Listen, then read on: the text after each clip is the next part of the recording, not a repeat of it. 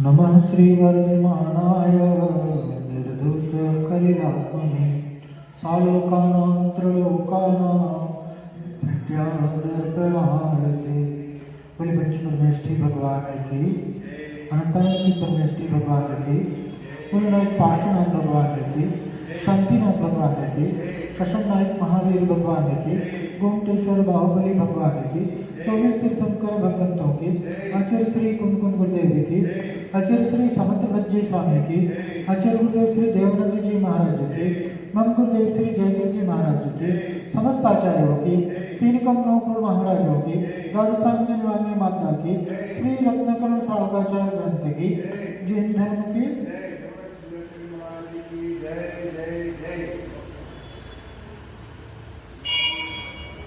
सम्यक दर्शन का विषय चल रहा था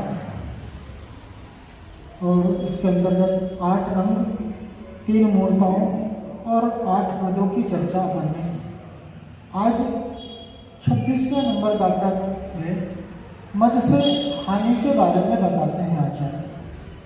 गाथा का उच्चारण करेंगे। स्मेन स्मयेन स्मयेन स्मयेन यो योन्यान्न नत्येति। स्मेन यो नन्यान नत्येति।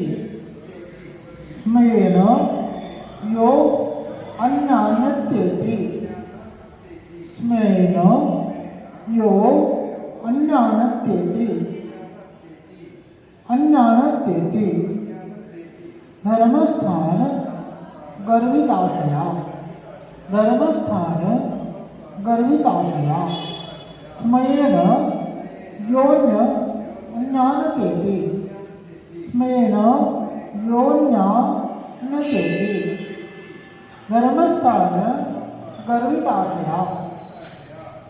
श्रोतेति धर्मात्मीयम्। श्रोतेति धर्मात्मीयम्। श्रोतेति धर्मात्मीयम्।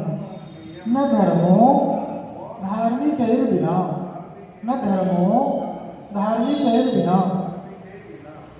स्मेर्योन्यान्येति। स्मेर्योन्यान्येति। धर्मस्थान गर्विताशया। श्रोतेति धर्मात्मीयम्। न धर्मो धार्मिकैर्विना। स्मेर्योन्यान्येति। धर्मस्थान गर्विताशया। श्रोतेति धर्मात्मीयम्। न धर्मो धार्मिकैर्विना।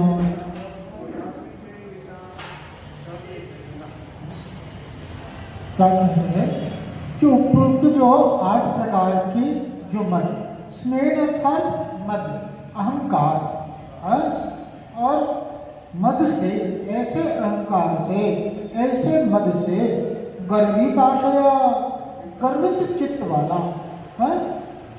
जो ऐसे गर्व से ग्रसित है, गर्व से भरा हुआ है, यह जो पुरुष धर्मस्थान अर्थात रत्नत्रय रूप धर्म में स्थित अन्य जीवों को अत्येति यानी तिरस्कृत करता है। अत्येति अर्थात तिरस्कार करना, उनका अपमान करना, उनकी अवहेलना करना है। सह वह आत्मीय धर्म, अपने धर्म को अत्येति तिरस्कृत करता है। यतः क्योंकि धर्म के बिना, धर्मात्माओं के बिना धर्म नहीं होता है। क्या कह रहे हैं यहाँ पर कि जो व्यक्ति गर्व से भरा हुआ, गर्व चित्त से ओतप्रोत भरा हुआ, धर्मस्थान अर्थात रत्नत्रय रूप धर्म में स्थित जो धर्मी जन है, जो रत्नत्रय से शोभायमान है, ऐसे धर्म के धारण करने वाले लोगों को, अन्य जीवों को, अन्य लोगों को जिन्होंने धर्म को धारण किया हुआ है, जो धर्मात्मा है, अन्य धर्मात्मा लोगों को गर्व से ग्रसित होकर के तिरस्कृत करता है, उनका अपमान करता है, उनकी अवहेलना करता है, उनको अनदेखा करता है, हाँ, कहते हैं वह आत्मीय धर्म, उससे किसी और का नुकसान नहीं है। हाँ, आत्मीय स्वयं के धर्म को तिरस्कृत किया है। धर्मात्मा का तिरस्कार, धर्मात्मा का अपमान अर्थात स्वयं के धर्म का अपमान है, स्वयं के धर्म का तिरस्कार करना है। कारण क्या बताते हैं कि धर्मोधार्मी के बिना, क्योंकि साधर्मी के बिना धर्म नहीं होता, धर्मी के बिना धर्म नहीं होता। धर्म जब भी होगा तो धर्मी के आधार से होगा, और दूसरे व्यक्ति, दूसरे धर्मात्मा व्यक्तियों का तिरस्कार करना अर्थात स्वयं के धर्म का तिरस्कार करना है। धर्मात्मा का तिरस्कार, धर्मात्मा का अपमान, धर्मात्मा की अवहेलना करना अर्थात तुम धर्मी नहीं रहे, तुम धर्म से वंचित हो गए। धर्म व्यर्थ कर्म से तने हुए हैं, मन में जो मदमान धरे, धार्मिक जीवन जीने वाले भवजन का अपमान करे, अतः स्वयं ही आत्मधर्म को मिटा रहे व भूल रहे। धर्मात्मा बिन चुकी धर्म नहीं मिलता जो भवकूल रहे। क्या कर रहे हैं? व्यर्थ गर्व से तने हुए हैं, मन में जो मदमान है, अनावश्यक, जो मद से तने हुए हैं, मद से ग्रसित है, अहंकार से भरे हुए हैं, वो अहंकार में भर करके धार्मिक जीवन जीने वाले भवजन का अपमान करे। जो भव्य जन है, जो धर्मात्मा जन है, इनका गर्व से ग्रसित होकर के अपमान करने वाले अतः स्वयं ही आत्मधर्म को मिटा रहे, भूल रहे। दूसरे धर्मात्मा जनों का तिरस्कार, अपमान अर्थात स्वयं के आत्मधर्म का नाश है। धर्मात्मा बिन चुकी धर्म नहीं मिलता जो भवकूल रहे। धर्मात्मा के बिना धर्म की प्राप्ति नहीं हो सकती। धर्म जब भी होगा तो साधर्मी के आधार से होगा, साधर्मी के संगत से होगा। आप अकेले मंदिर में पूजा करो, होगा, और वही आप क्या करो, एक ग्रुप में अन्य सभी लोगों के साथ मिलजुल करके आप है सो उस विधान को करते हो, आराधना को करते हो, सब में एक साथ पूजा करते हैं, तो कैसा उपयोग लगता है, आनंद आता है। और अकेला व्यक्ति धर्म कर, कोई भी बड़ा मंदिर बनाना है, बड़ा क्षेत्र बनाना है, कोई एक व्यक्ति क्षेत्र बनाए, सबके सहयोग से कार्य होता है। और मान लो आपने मंदिर बना लिया और मंदिर करने में मैं कोई पूजा करने वाला ही नहीं आ रहा। मंदिर की शोभा किससे, मंदिर का महत्व किससे? पुजारी नहीं होगा, पूजा करने वाले नहीं होगा, मंदिर में दर्शन करने वाले ही नहीं आएंगे, तो क्या होगा? आप भगा दो, कोई जाएगा मंदिर में, लोगों को जाओ हमारा मंदिर है, हमने ये मंदिर बनवाया, हमने ये भगवान की स्थापना करी है, ये हमारे भगवान है। तो दूसरे का तिरस्कार करना, अब वो दूसरा और अन्य व्यक्ति मंदिर में नहीं आएंगे, तो ऐसे मंदिर जो कि श्रावकों से रहित है, जो भक्तों से रहित है, ऐसा मंदिर नहीं कहलाता। मंदिर ही नहीं कहलाता। कि ऊपर जिन ज्ञान पूजा आदि 8 प्रकार के मतों का वर्णन किया है, होता हुआ जो पुरुष रत्नाकर रूप धर्म में स्थित अन्य धर्मात्माओं का तिरस्कार करता है, उनकी अवज्ञा के द्वारा उनका उल्लंघन करता है, वह जिनेद प्रणीत अपने ही रत्नाकर धर्म का तिरस्कार करता है, क्योंकि रत्नाकर का पालन करने वाले धर्मात्माओं के बिना धर्म नहीं रहेगा। धर्मात्माओं के बिना धर्म टिकता नहीं है। क्या करें? धर्म आत्मा का गुण है। ये धर्म कोई बाहर से लाने की वस्तु नहीं है।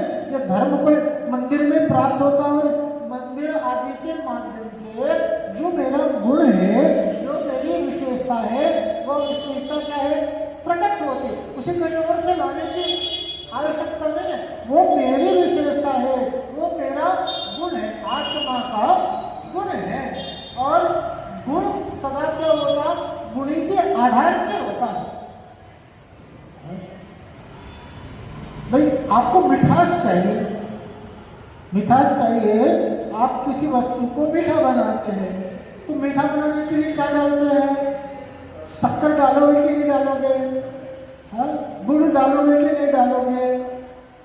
तो गुड़ के आधार से, शक्कर के आधार से ही मिठास की प्राप्ति होगी। यानी आप चाहो कि मेरे को मिठास अलग कर दो और गुड़ अलग कर दो, शक्कर अलग कर दो, तो ऐसा हो सकता है क्या? मिठास जिस प्रकार से शक्कर का स्वभाव है, धर्म है, गुण है, कभी गुण से अलग नहीं किया जा सकता। उसी प्रकार से धर्म भी क्या है? आत्मा का गुण है। और वो धर्म धर्मात्मा का अपमान अर्थात स्वयं का अपमान है, स्वयं के धर्म का तिरस्कार है, स्वयं के धर्म की अवहेलना है। पृथक अतः जो किसी अन्य धर्मात्मा पुरुष का तिरस्कार करता है, वह अपने धर्म का ही तिरस्कार करता है, ऐसा समझना चाहिए। सम्यक दृष्टि की अपने धर्म के प्रति आस्थावान रहता है, इसलिए वह कभी किसी धर्मात्मा का अनादर नहीं करता। जो धर्मात्मा, सच्चा धर्मात्मा, सम्यक दृष्टि जीव है, वह उसके धर्म के प्रति आस्था रहती है। और वो आस्था रहती है तो क्या होता है? वो धर्मात्मा को देख करके अंदर में क्या होता है? हाँ, प्रसन्न होता है, उसके अंदर उल्लास आता है, उसके अंदर खुशी होती है। वो कदाचित भी किसी भी प्रकार से किसी भी धर्मात्मा का अपमान, अवहेलना, तिरस्कार नहीं करता। दुकानदार है ना, दुकान पर कोई ग्राहक आए तो ग्राहक को अपमान करेगा तो किसका तिरस्कार हुआ? किसका नुकसान हुआ? स्वयं की दुकानदारी का नुकसान हुआ। उसी प्रकार से साधर्मी का अपमान, तिरस्कार अर्थात स्वयं के धर्म का तिरस्कार होता है। अब विशेष प्रकार से इस गाथा को समझते हैं। क्या कहते हैं? संसार में धन, ऐश्वर्य, आज्ञा, आदेश का बड़ा मद होता है। जो मद से गर्विला हो जाता है, वह देव, गुरु, धर्म को विनय भी भूल जाता है। अहंकार में जो हमारा विनय गुण है, वो क्या होता है? नष्ट हो जाता है। गर्व में, अहंकार में विनय गुण नष्ट होने के कारण, विवेक नष्ट हो जाने के कारण उसे इस बात का ध्यान नहीं रहता कि सामने कौन है। सामने देव हो, शास्त्र पढ़ने की वाणी हो, या उनके मार्ग पर चलने वाले गुरु हो, सभी का तिरस्कार, अपमान करता, किसी को कुछ समझने को तैयार नहीं, गर्व से ग्रसित, तिरस्कार करता। गर्विष्ठ व्यक्ति ऐसा विचार करता है, यह मंदिर क्या वस्तु है, मैं दूसरा बनवा दूंगा। भाई धन आदि के, संपत्ति आदि के गर्व से ग्रसित है तो क्या मंदिर आदि की कोई कीमत ही नहीं समझता। तो मैंने ये मंदिर बनवाया है, एक और बनवा दूंगा। ये भी तो हमारा ही बना है। जो तपस्वी त्यागी हैं, वे भी तो हमारे अधीन भोजन, वस्त्र, पात्र के जीवन देते हैं।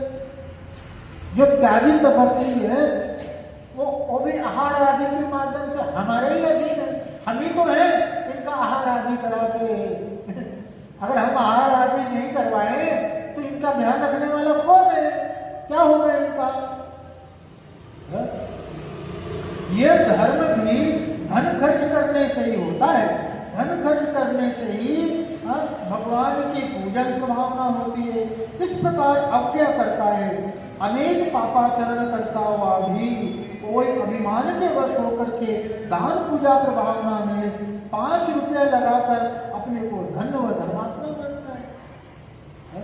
तथा हम ही तो गुरुजन आदि की सेवा करते हैं, आहार आदि हम देते हैं, और भगवान की जो पूजा में सामग्री वगैरह है वो भी तो हम भी ला करके देते हैं। भगवान की पूजा नहीं करें तो किस प्रकार से पूजन करने वाले भी हम ही हैं। इस प्रकार से वो भगवान की अवज्ञा करने में भी चूकता नहीं है, और ऐसा पाप रूपी आचरण करता हुआ अभिमान से ग्रसित होकर के थोड़ा सा दान पूजा आदि कर लिया, थोड़ा सा धर्म कर लिया, थोड़ा सा पूजा कर लिया, थोड़ा सा 2, 5, 10 रुपया दान दे दिया, तो क्या करता है? अपने आप को धन्य मानता है, अपने आप को बड़ा मानता है, अपने आप को धर्मात्मा मानता है। ये मिथ्या दृष्टि अज्ञानी की अवस्था है। ये अज्ञानी जो गुण जो है वही ऐसी ऐसा विचार कर सकता है, ऐसा आचरण कर सकता है कि वह भगवान की भी अवज्ञा करने में बहुत चूकता है। अहंकार का ऐसा प्रभाव बताया कि देखो अहंकार क्यों नहीं करना चाहिए। अहंकार के परिणाम स्वरूप वो ऐसे ऐसे पाप कार्य को करके ऐसे देखो भावना से कर्म का बंध होता है।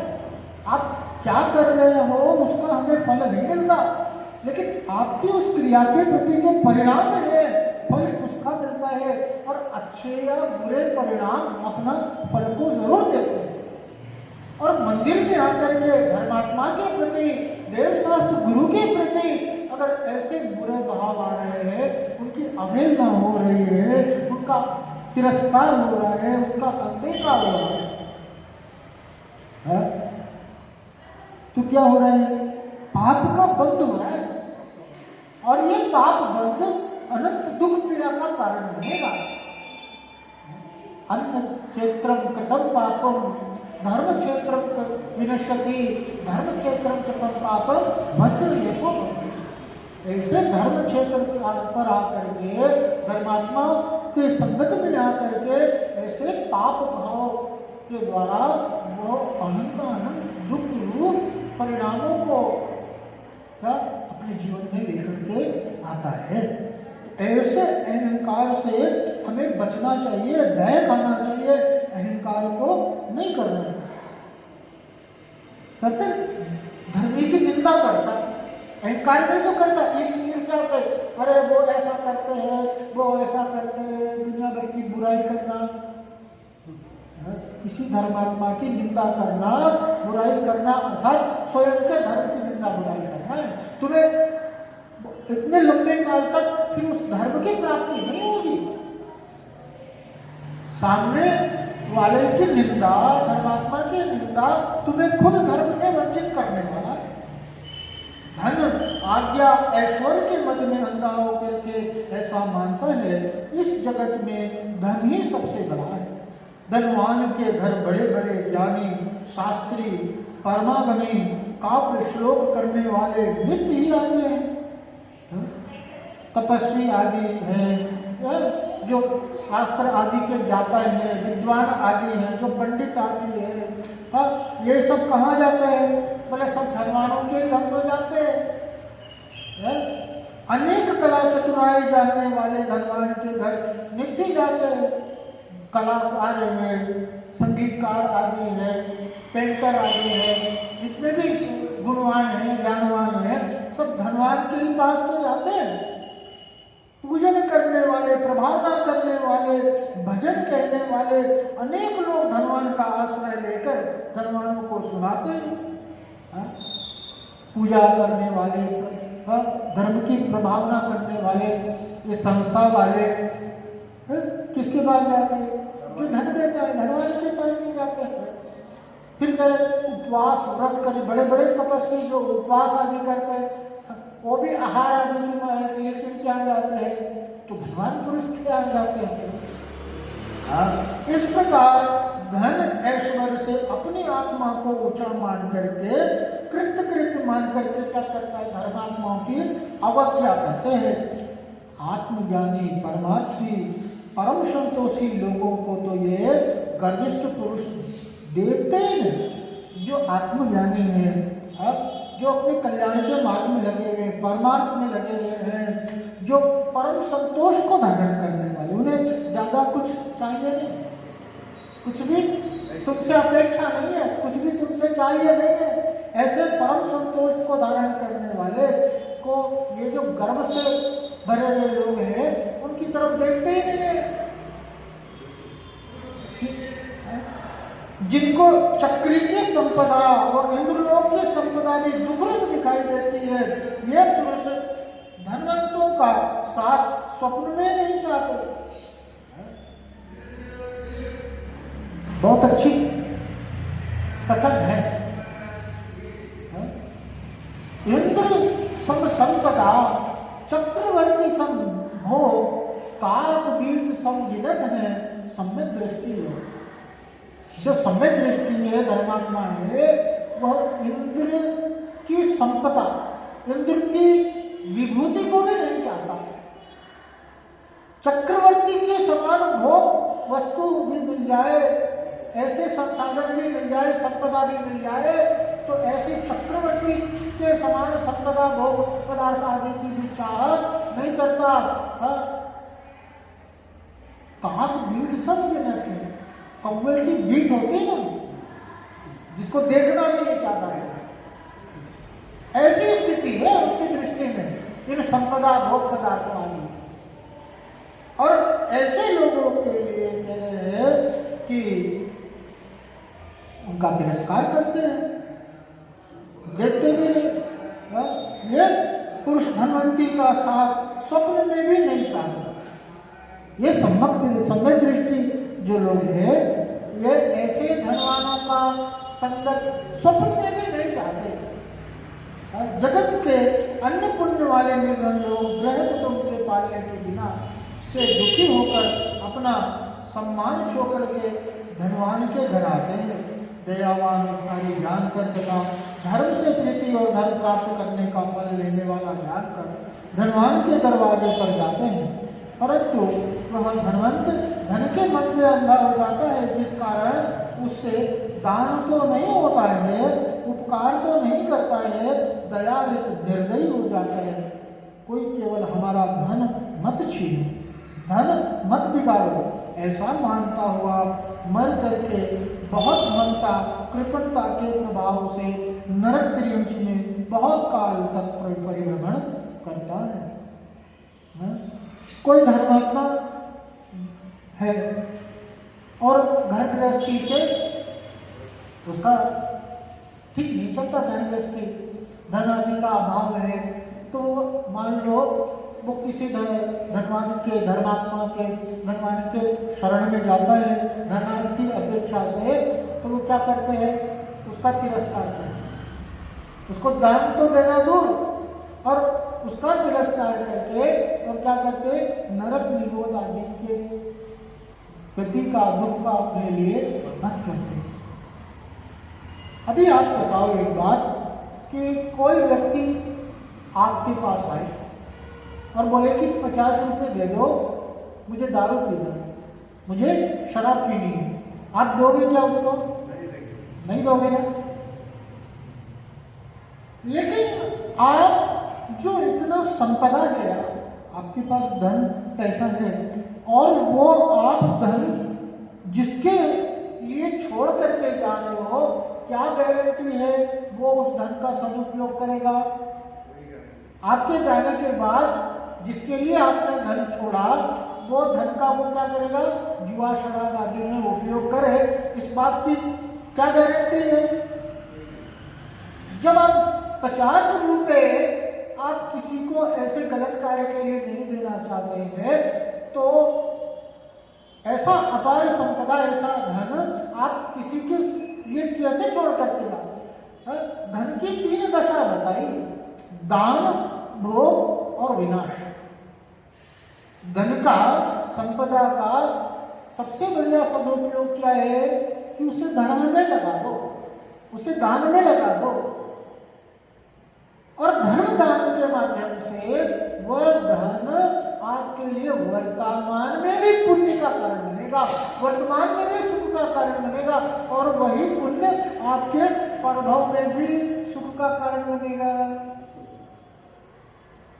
तो कोई दान आदि का अवसर आए, धर्म करने का अवसर आए, तो ऐसे अवसर में अपने धन पर, अपनी संपदा पर अहंकार करके उस धर्म से दूर होने के बजाय क्या करो, उस धन को धर्म में लगाओ, दान में लगाओ, उसका सदुपयोग करो, अन्यथा वो धन क्या होगा, नाश हो जाएगा। या तो भोग लो, और भोगने की तुम्हारे अंदर शक्ति है नहीं, कितना भोगोगे?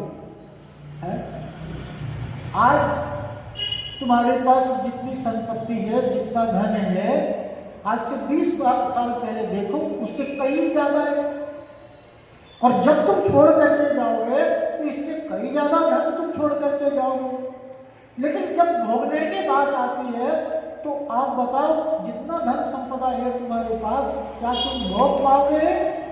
नहीं भोग पाओगे, सब यही छूट जाएगा, सब यही रह जाएगा। और कहाँ रह गए, उसका नाश हो जाए, उसका दुरुपयोग हो, इससे अच्छा क्या है? उसे दान आदि के माध्यम से अपने कल्याण, अपने हित में लगा।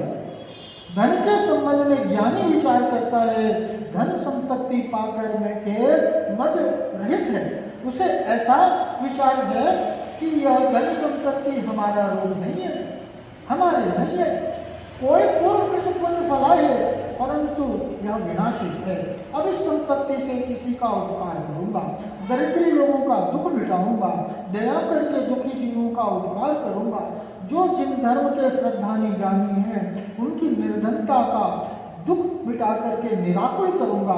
सभी लोग धनवान से आशा रखते हैं, मैं यदि निर्धन होता तो मुझे कौन उपकार चाहता, मुझसे कौन उपकार चाहता? कहते रहे कि जो ज्ञानी व्यक्ति होता है, धर्मात्मा व्यक्ति होता है, वह धन के संबंध में विचार करता है कि देखो, यह जो धन मुझे प्राप्त हुआ है, यह मेरा रूप नहीं है, मैं धनवान सदा काल रहूंगा, इस बात की गारंटी है क्या?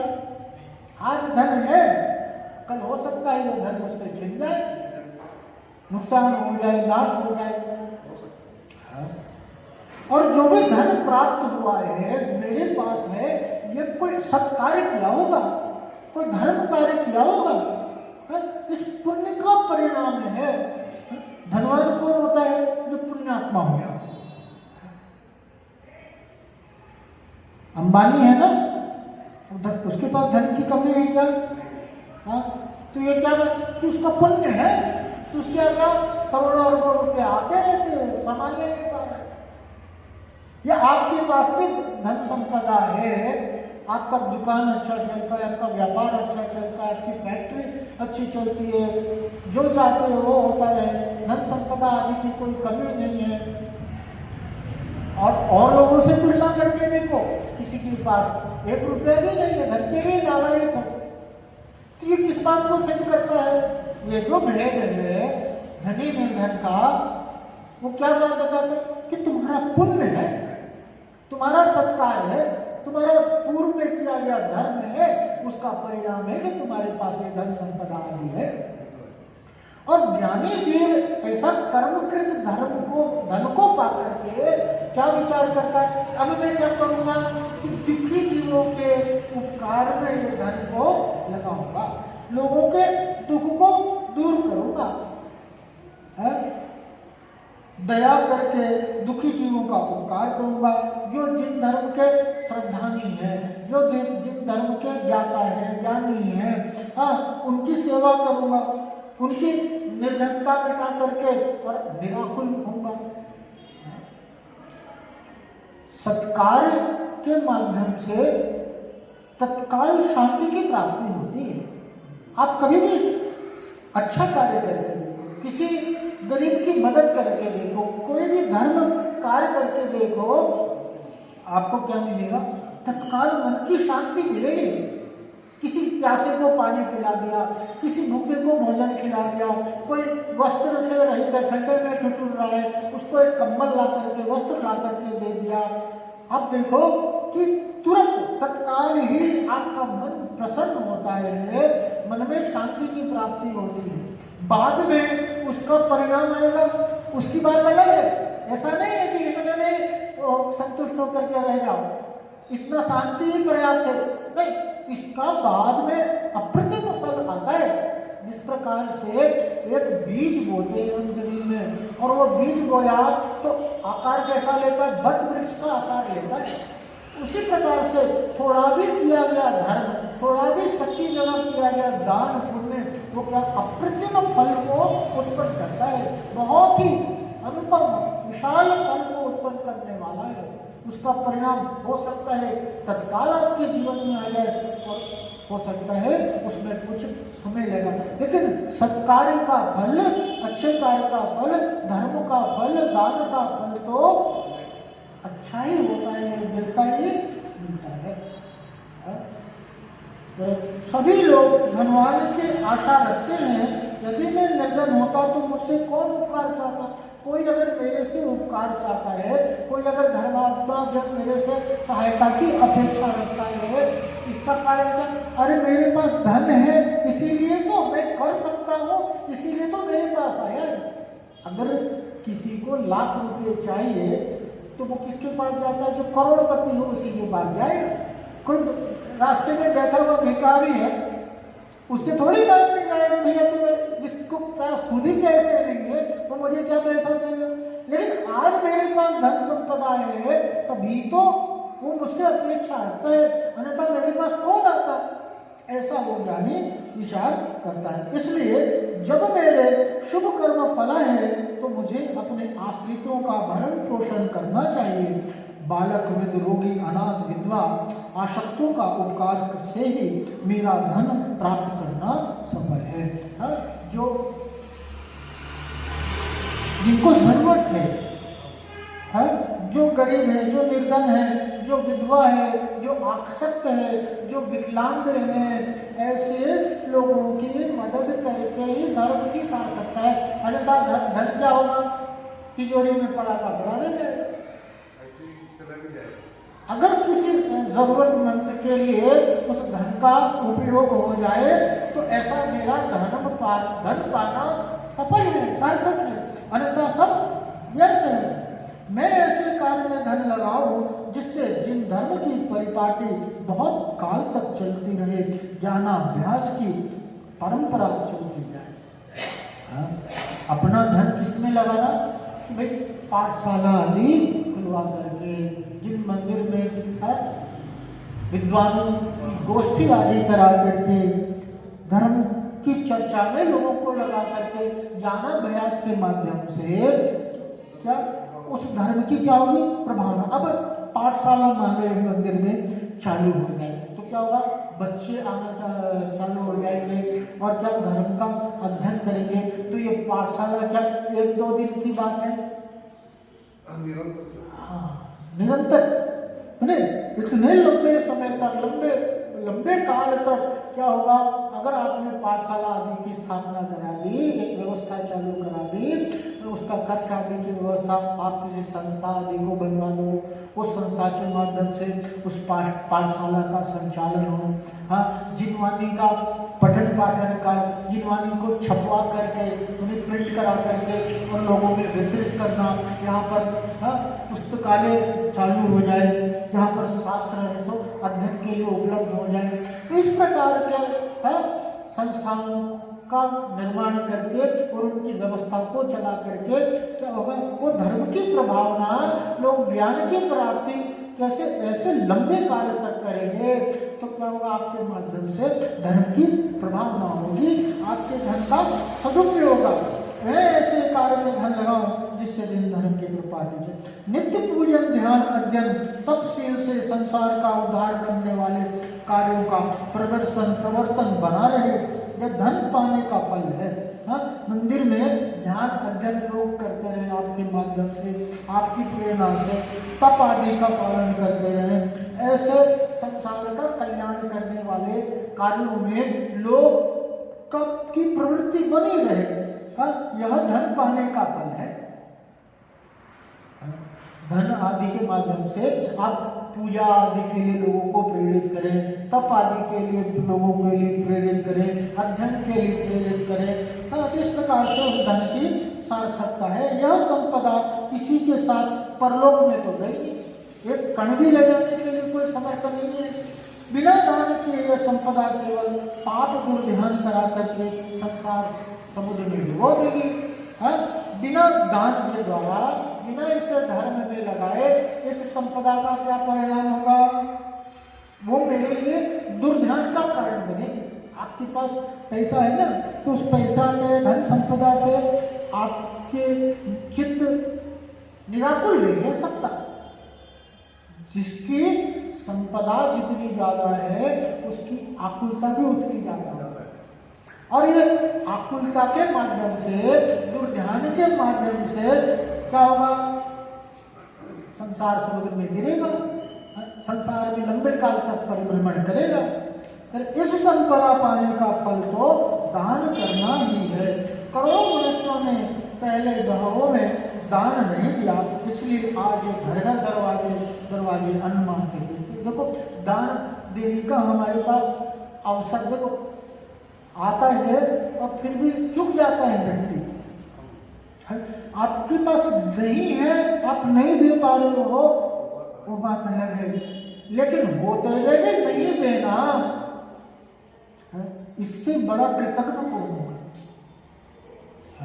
आपके द्वार से कोई गरीब, कोई याचक लौट जाए तो इससे बड़ा क्या होगा आपका? यहाँ यही कह रहे हैं कि भाई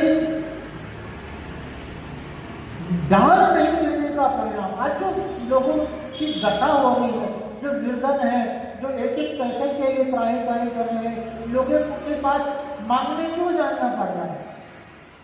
कि पूर्व में ऐसा मौका आया, धन था, लेकिन दान नहीं दिया, दान नहीं दिया। एक कहानी आती है कि एक भिखारी था, और वो भिखारी है सोचा कि आज राजा से भीख मांगता हूँ, रोज तो सबसे कुछ भी नहीं मिलता, विशेष राजा के पास जाऊंगा तो कुछ मिलेगा।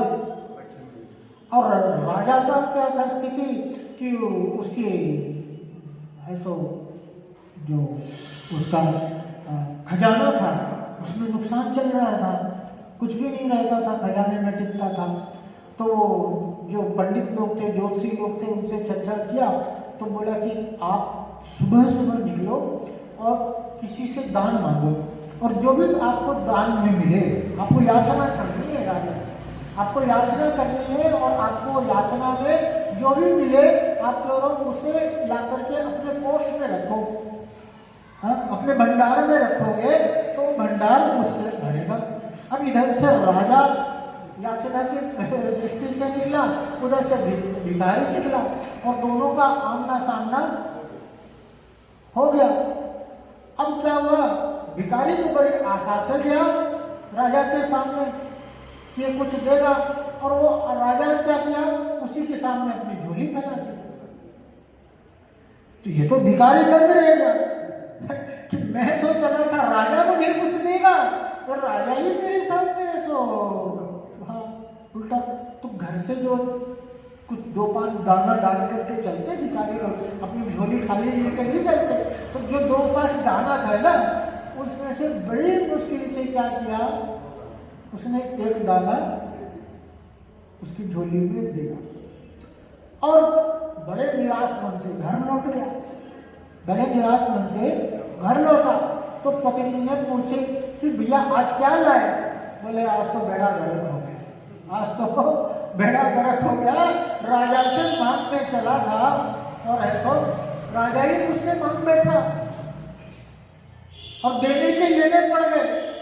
लेने की जगह और एक दाना दे करके आया हूँ, लो ये जो बचे हुए है दाना, इसे ले जा करके ऐसो घर में रख दो, कल फिर देखेंगे क्या होता है।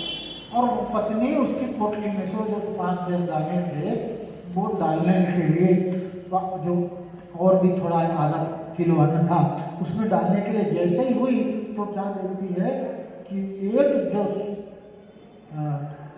दाना था वो सोने का हो गया।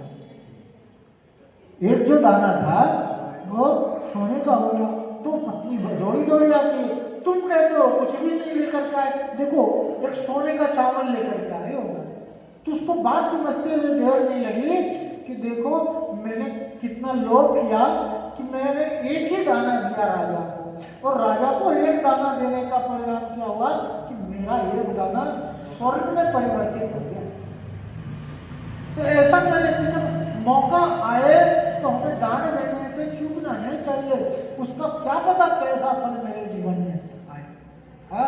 धर्म में बरतने वाले, शुभ कार्यों में खर्च करने वाले लोगों को देख करके आनंद मानते हैं। धर्म साधन करने वालों के साथ शामिल होकर के धन को भोगने में आनंद मानते हैं।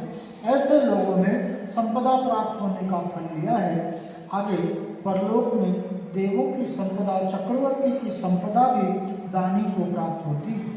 क्या कह रहे हैं कि जो धर्मात्मा जीव है, जो ज्ञानी पुरुष है, वो अन्य धर्मात्माओं को देख करके प्रसन्न होते हैं, और क्या कहते हैं उनके साथ अपना धर्म साधन करके और अपने अंदर में उल्लास और खुशी की, शांति की अनुभूति करते हैं। इस प्रकार से हमने क्या देखा, मद करके, अहंकार करके किसी और का नुकसान, किसी और की हानि नहीं है। अगर अहंकार में गर्वित होकर के, अहंकार से ग्रसित होकर के किसी धर्मी का अपमान, तिरस्कार किया जाता है तो वहां पर क्या होता, स्वयं के धर्म का ही तिरस्कार, अपमान है। स्वयं को ही अपने धर्म से वंचित करना है, क्योंकि ये जो धर्म है ये धर्मी के आधार से ही होता है। और धर्मी का अपमान अर्थात स्वयं का अपमान, स्वयं को पाप से ग्रसित करना, स्वयं को धर्म से दूर करना। इस प्रकार से अपने अहंकार के दुष्परिणामों को जाना, ऐसा मद, ऐसा अहंकार अपने जीवन से दूर हो, हमारा सम्यक दर्शन विशुद्ध हो, अपने कल्याण, अपने हित के मार्ग पर सभी अग्रसर हो। इसी मंगल भावना के साथ आज यहीं तक बोले पंच परमेष्ठी भगवान की, अनंत से परमेष्ठी भगवान के, बोले पार्श्वनाथ भगवान के, शांतिनाथ भगवान के, शशनायक महावीर भगवान के, गोमटेश्वर बाहुबली भगवान के, 24 तीर्थंकर भगवंतों की, आचार्य श्री कुंदकन गुरुदेव की, आचार्य श्री समत भज्जी स्वामी की, आचार्य गुरुदेव श्री देवानंद जी महाराज के, मम गुरुदेव श्री जयगुरु जी महाराज के, समस्त आचार्यों की, 3 कम 9 करोड़ महाराजों की, द्वादशाम जिनवानी माता की, श्री रत्नपुरम श्रावकाचार्य ग्रंथ की, जैन धर्म की, जवानी के ज्ञान के सूझे लोकालो, सोवाणी मस्तक नमो सदा देत मूढ़ो, विजयवाणी भारती तो जपो दिन रे,